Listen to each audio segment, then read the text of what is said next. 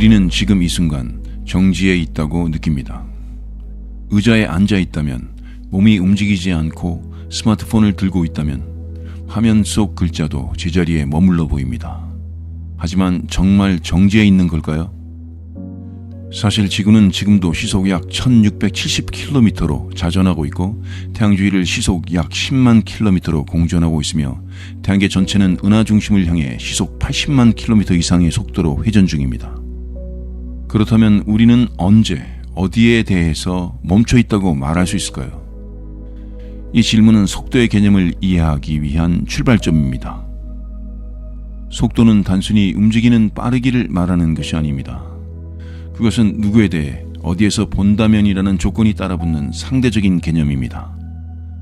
이탈리아의 철학자이자 과학자이자 물리학자이자 천문학자인 갈릴레이는 이미 17세기 초 배 안에서 떨어뜨린 물방울이 배와 함께 같은 속도로 움직이고 있음을 설명하며 이런 상대성의 개념을 소개했습니다.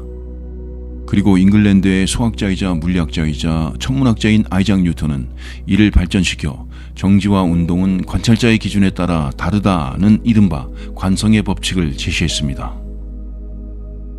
이후 속도는 거리 나누기 시간이라는 수학적 정의를 갖게 되었고 단위로는 초속 몇 미터 또는 시속 몇 킬로미터가 사용되었습니다. 하지만 단순한 수식 이상의 것이 있었습니다.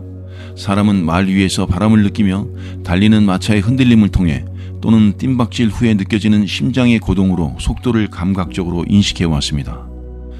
기록으로 남아있는 세계 최초의 속도 측정은 고대 그리스의 철학자 아리스토텔레스가 무거운 물체는 더 빠르게 떨어진다라고 주장한 데에서 비롯됩니다. 그러나 후에 이 주장은 틀린 것으로 밝혀집니다. 1960년대 갈릴레이는 피사의 사탑에서 공을 떨어뜨리는 실험을 통해 무게와 관계없이 같은 높이에서 떨어지면 동시에 도달한다는 사실을 입증했습니다. 이로써 속도는 무게에 의존하지 않는다라는 물리학의 핵심이 탄생한 것입니다.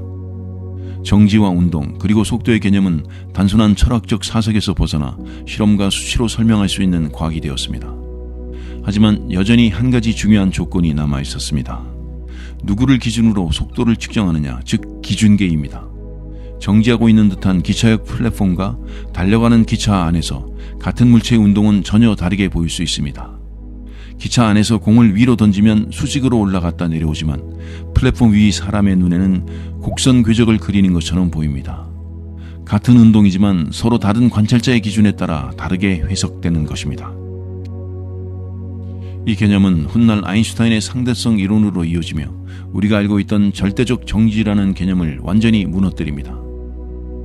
모든 운동은 누군가에 대해 어떻게 움직이고 있는가로 바뀌게 되는 것입니다. 그렇다면 정지란 존재하지 않는 걸까요? 결론부터 말하자면 절대적인 정지는 이 우주 어디에도 존재하지 않습니다. 지구, 태양, 은하, 심지어 우주 자체도 모두 끊임없이 움직이고 있기 때문입니다. 우리는 오직 상대적인 정지만을 경험할 수 있습니다. 속도란 그렇게 정지라는 착각 위에서 태어난 개념입니다. 사람은 어느 순간부터 더 멀리, 더 빠르게 움직이고자 했고 그 열망은 두 발로부터 시작되었습니다. 인간이 육체만으로 낼 수 있는 최고 속도는 어느 정도일까요? 2011년 자메이카의 우사인 볼트는 100m를 9.58초 만에 달려 인류 최고 속도 기록을 세웠습니다. 이때 그의 순간 최고 속도는 시속 44.72km, 서울 도심의 제한 속도보다 느린 수치지만 인간의 다리로는 놀라운 경지입니다. 그러나 인간은 곧 깨닫습니다. 스스로의 몸으로 낼 수 있는 속도에는 한계가 있다는 것을. 그래서 우리는 타는 것을 발명했습니다.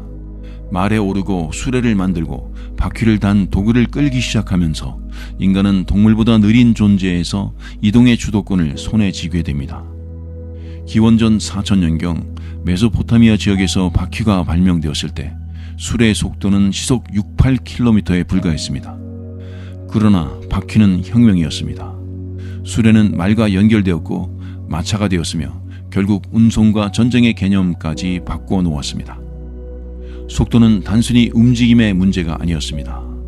속도는 권력이 되었고 속도는 문명을 가르는 척도가 되었습니다. 18세기 증기기관이 발명되면서 인간은 스스로 움직이는 탈 것을 가지게 됩니다. 영국의 조지 스티븐슨이 만든 증기기관차 로켓호는 시속 48km를 기록하며 당대에는 상상도 못한 속도를 선보였습니다. 그 후 100년도 채 되지 않아 미국의 포드 자동차의 모델 T 자동차가 등장하면서 개인이 시속 70km 이상으로 달릴 수 있게 되었습니다. 자동차, 기차, 비행기는 인간의 이동 한계를 허물었습니다. 1903년 미국의 라이트 형제가 동력 비행기를 성공시키자 하늘의 속도 경쟁이 시작됩니다. 제2차 세계대전 중 개발된 전투기는 시속 600km를 넘기 시작했고 냉전 시대에 이르러서는 소련의 미그 25가 시속 3400km, 즉 마하 3을 돌파했습니다. 하지만 인간은 지구라는 행성에 머물지 않았습니다. 1957년 소련은 인류 최초의 인공위성 스푸트니크 1호를 발사했습니다. 이 위성은 시속 28,000km의 속도로 지구를 공전했습니다. 그리고 1969년 아폴로 11호는 달로 향했습니다. 그 추진 로켓 세턴5는 지속 약 4만 km의 속도로 지구 중력을 벗어나 인류를 처음으로 지구 바깥으로 보냈습니다. 이쯤 되면 질문이 생깁니다. 인간은 왜 이토록 빠르게 움직이기를 갈망했던 걸까요? 그 답은 단순합니다. 더 많은 것을 보기 위해서, 더 멀리 가기 위해서, 그리고 살아남기 위해서입니다. 먹이를 쫓기 위해, 전쟁에서 이기기 위해, 그리고 진보라는 이름의 경쟁에서 뒤처지지 않기 위해 속도는 생존의 무기이자 문명의 엔진이었습니다. 그러나 아무리 빨라졌다고 해도 지금까지의 속도는 빛의 속도에 비하면 너무나도 미미한 수준입니다. 지금까지 인간이 만든 가장 빠른 탈 것, 파커 태양 탐사선의 속도는 시속 69만 2,000km, 지구에서 부산까지 1초에 16번을 왕복할 수 있는 속도입니다. 하지만 이것조차도 빛의 속도에는 도저히 미치지 못합니다. 빛은 시속 약 10억 8천만 킬로미터, 즉 1초에 지구를 7바퀴 반 도는 속도로 움직입니다. 인간은 두 발로 시작했지만 결국 빛을 쫓게 되었습니다. 그리고 이제부터가 진짜 이야기입니다. 1905년 독일 출신의 한 청년 특허청 직원이 낸 논문 하나가 과학의 패러다임을 뒤집었습니다. 그의 이름은 알베르트 아인슈타인. 그리고 그가 발표한 논문의 핵심은 이랬습니다.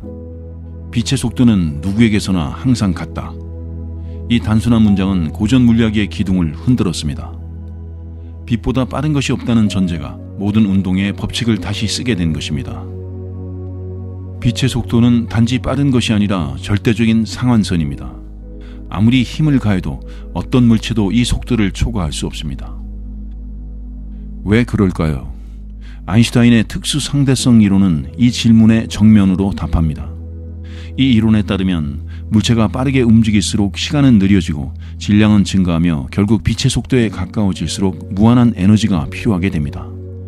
즉 빛의 속도에 도달하기 위해서는 무한대의 에너지가 필요하다는 것입니다. 이것은 현실적으로 불가능합니다. 예를 들어 시속 1000km로 움직이는 물체가 시속 2000km에 도달하기 위해서는 연료를 2배 정도만 더 공급하면 됩니다. 하지만 빛의 속도에 가까워지면 속도 증가 1%마다 필요한 에너지는 기하급수적으로 증가합니다.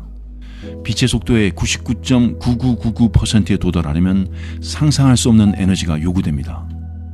현대 과학은 이 이론을 검증하기 위해 다양한 실험을 진행해 왔습니다. 그중 가장 유명한 사례는 GPS 인공위성입니다. GPS는 고도 약 2만 킬로미터 상공에서 지구를 공전하는데 이 위성의 시계는 지상보다 하루에 약 38 마이크로초 빠르게 갑니다. 이는 위성의 빠른 속도와 낮은 중력 환경에서 상대성 이론에 따라 시간 흐름이 달라지기 때문입니다. 이 효과를 보정하지 않으면 하루에 수킬로미터의 위치 오차가 생깁니다. 과연 빛보다 빠를 수 있을까요? 과학적으로는 아니라고 말합니다. 하지만 그 한계선 근처에서 벌어지는 현상들, 시간의 변형, 질량의 증가, 동시성의 붕괴, 이 모든 것이 인간의 직관을 깨뜨리는 새로운 세계를 보여줍니다. 이제 우리는 알게 되었습니다. 빛의 속도는 넘을 수 없는 경계라는 것을 말입니다. 그러나 그 경계에 가장 가까이 다가간 존재들이 있습니다. 그것들은 연구소에서 가속된 입자들이고 태양으로 향하는 탐사선이며 우주 자체가 펼쳐놓은 자연 실험실의 결과입니다. 먼저 지구에서 가장 빠른 물체부터 살펴보겠습니다. 2021년 11월 나사의 파커 태양 탐사선은 시속 69만 2,000km라는 속도를 기록했습니다. 이는 빛의 속도의 약 0.064%에 해당합니다. 이것은 지구를 2분이면 한 바퀴 도는 속도입니다. 하지만 이조차 빛의 속도 앞에서는 여전히 매우 느린 수준입니다. 빛의 속도에 진짜로 근접한 대상은 인공 탐사선이 아니라 입자 가속기 안의 입자들입니다. 스위스와 프랑스 국경 지하에 위치한 대형 하드론 충돌기 LHC Large Hadron Collider에서는 양성자를 초속 29만 9,792.45km, 즉 빛의 속도의 99.999991%까지 가속합니다. 여기서 에너지를 더 투입한다고 해서 속도가 더 빨라지는 것은 아닙니다. 대신 입자 질량이 늘어납니다. 빛의 속도에 가까워질수록 질량이 무한대로 증가하기 때문에 결국 속도의 상승은 멈추고 에너지는 질량을 키우는 데 쓰이게 됩니다.